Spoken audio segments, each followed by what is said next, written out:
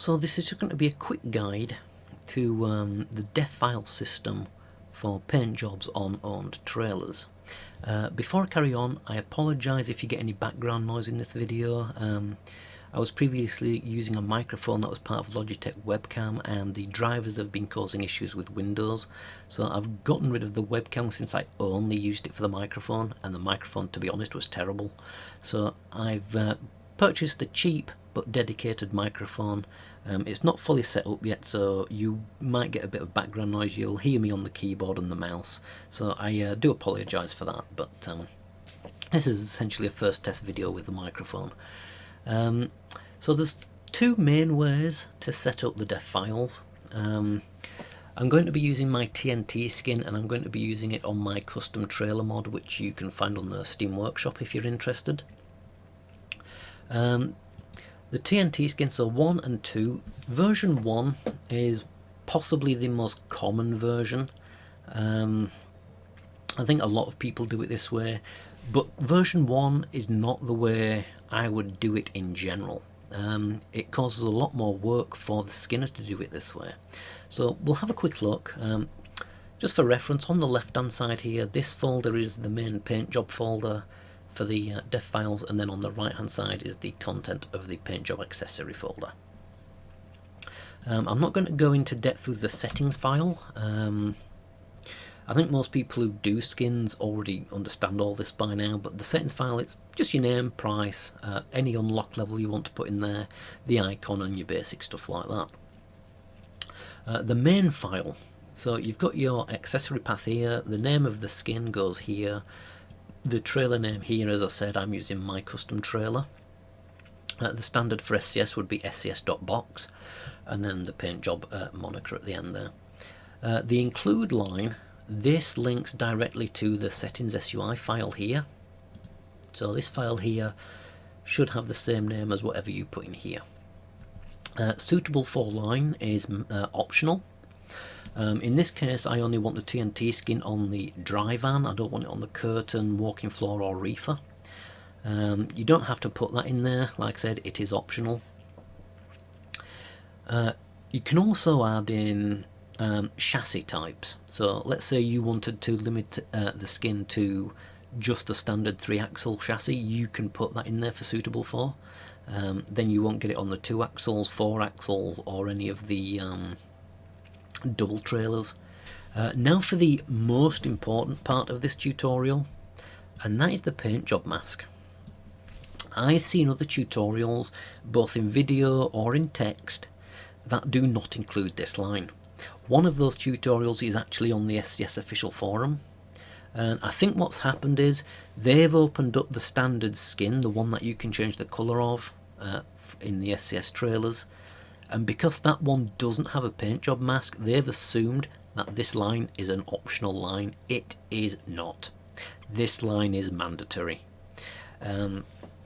Earlier last year, I believe it was around March, I could be wrong on the time frame, but I'm fairly certain it was the beginning of last year, there were issues where trailer skins for own trailers would cause the game to crash, and it was purely because this line was missing.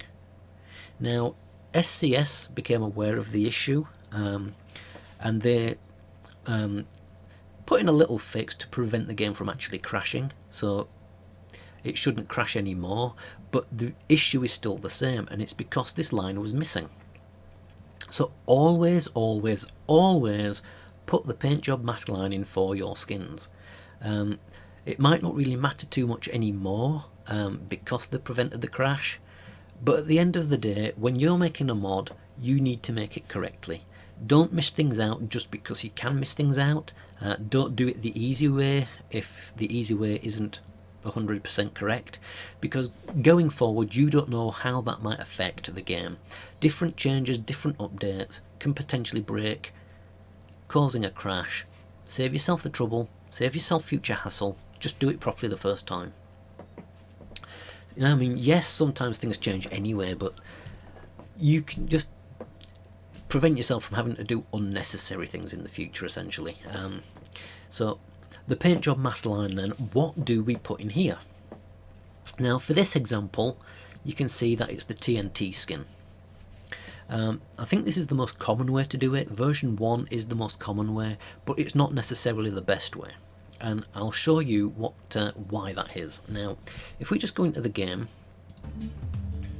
and click on TNT1, you can see we have the body of the skin as it should be, but of course all the accessories, because nothing is set up yet except for the mud flap, they're using the wrong thing. We've got parts of the main texture all over the shop, on the landing legs, on the chassis, on the side parts, the skirts, the fenders, the rear bumper, and the wind kit at the back here. Now, as I said, the mud flap is set up, that's why that's correct, but everything else except for the main body is wrong. Now, if we go into the accessory file, this is what it looks like currently. Just got the mud flap set up. But because we're using the main skin in the main paint job file, the accessory file has to include all the accessories that you want to be painted.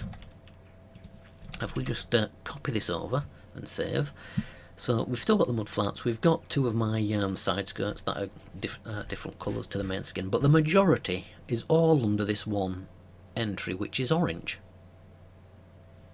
Now, you can do it this way, there's no problem doing it this way, but as you can see, you have to remember every single accessory that is on your trailer. I mean, I've got every accessory, even the ones that aren't used, just so that they're done. Because it's a public mod, people might want to use different things, so I've done everything. But because it's all one colour, it doesn't need to be this way. I mean, if we go in the game now and I've taken another look, you can see that everything is now painted correctly. The side skirts, fenders, chassis, everything is now plain orange. And that's great, but as I said, it makes the list very long. You have to remember everything that needs to be painted, and it just causes more work for you. Now, if we look at the second version of this, TNT2, you can see, instead of using the main TNT skin, in fact that should be orange, so I'll just change that. If it's orange in game, green in game, I apologise, but just pretend it's orange. I can't be bothered to shut the game down, but it should have been orange there. I previously did this video and made a mistake, so I'm doing it again and forgot to change that. If we just have a quick look in game then, good, orange, just as it should be. So we've got everything orange, everything is orange except for the mud flap, which is done. So instead of having that long list, we now just have mud flap in there, and if we look at the full list, we can have a look that only the things that need to be painted differently are painted. We've got the mud flaps, the two side skirts, and then instead of having that massive long accessory list, we've just got the body in here. Now, if you was having this on all trailers, bodies, not just the dry van, you can of course add the body, curtain side of the fridge, the walking floor, and all the rest of them. But in this case, I just want it on the dry van, so that's where the skin is now. And if we go back into the game, just stick it on white and TNT2 again to make it refresh, you can now see all the accessories are still orange, they're doing exactly what they should be, and now the box has the appropriate skin on it. And this is a much easier way to do it, because unlike the other version which has that long accessory list, you only need to remember the specific ones you need differently to the main colour. It's a lot more simple. And just as a secondary tip, you may have noticed there I was not restarting the game. If you use open folder structure when working with Paintjob's def files, you can copy the file in and out in most cases. In some cases it might not work. I have full admin privileges on this account because I'm the only user of the PC and it's the admin account, so I don't have any problems there. Some people might, it might not work for everyone, but in some cases, like for me, I can remove things on the fly, change things up, and all I need to do is switch between a different skin or a different accessory and it will automatically update the skin. This works for trucks and trailers in open folder structure, so if you're making a skin and this works for you, save yourself some time, do it open folder, and you don't have to keep loading and closing the game to work on your skins. It's just an extra little tip there, and it's one I use frequently. I save a lot of time not having to load the game up. So that's how we deal with the main options for skinning. This applies to most mod trailers that are out there. It will certainly apply to the SCS ones. The big difference then for my trailer. My custom trailer has painted landing legs. The SCS ones, even the Chrome, which has a painted chassis, still use the stock black-grey landing legs. And that's most likely to deal with this problem. But because I wanted fully painted ones, for using mine, you essentially have to use version 1 of this, unfortunately. It's not something I can change, it's a limitation with the game. The game does not see the animated landing legs as an accessory, so you can't put it in the accessory file. So if you want to have the landing legs painted when it's in the animated mode, you have to make sure that the main colour in these files matches the chassis. In my case for this one it does, because it was orange, which is why I'm using the TNT trailer. So orange in this case would work, but because it has to be in here, that does mean in some cases where the chassis is a different colour to the other parts, you will have to put the parts into the accessory file separately, so you will end up with a slightly longer list. I'm just going to show what happens.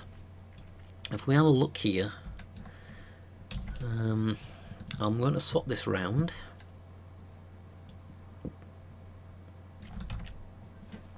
So you can see I've just left in there the body, the mud flaps, and then I've changed the chassis to be green just for demonstration purposes, so you can see what it is I'm actually talking about.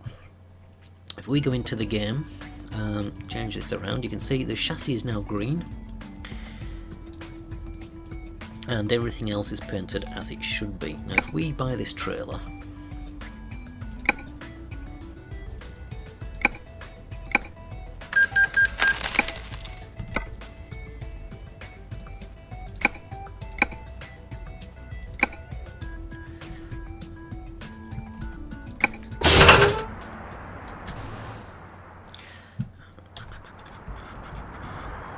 use the free camera, there we go. So as you can see, the chassis is green, the landing legs are green, but when I drop the landing legs, you'll notice that they change orange. I'm doing the voiceover before I press the button because I forgot to turn the sound down of the game, so you won't be able to hear me over the game. But as you'll notice, when I press T, they will turn orange. And likewise, when they go back up, orange again. So when using my custom trailer, you will have to put the main colour in the main def file for the chassis and then accessorise everything else. Otherwise they will have that annoying colour change going on moving forward. But if I'd have left this orange, because obviously the truck is orange, I wouldn't have had that issue because it was in the main file. But when dealing with my trailer mod, just bear that in mind. You do have to use that system and have the chassis colour as the main paint colour. I'd just like to say, I don't know how many videos are going to be on my channel going forward. I never really got into YouTube, it's no surprise to anyone. I don't use it for money, I don't use it to avoid going to work. Gaming is a hobby for me, and I never want to go that route of making it a full-time job on YouTube or Twitch or any other service like this. For me, it's just about showing things off, so my videos going forward, there won't be much driving videos anymore. I got bored of that a long time ago. It wasn't driving so much as waiting for the PC to render the videos. I play in 4K, even if I scale it down to 1080, it does take a while to render even on an SSD. So going forward, my videos will mostly be small previews of future mods that I'm working on, future content for mods. They're going to be preview videos of SCS unreleased content. For those who don't know, I'm a senior beta tester, So I obviously get the content for testing, we get to keep it, and when the embargo lifts, or if the embargo lifts, we can obviously show content before it's released to the public. So I will keep doing those.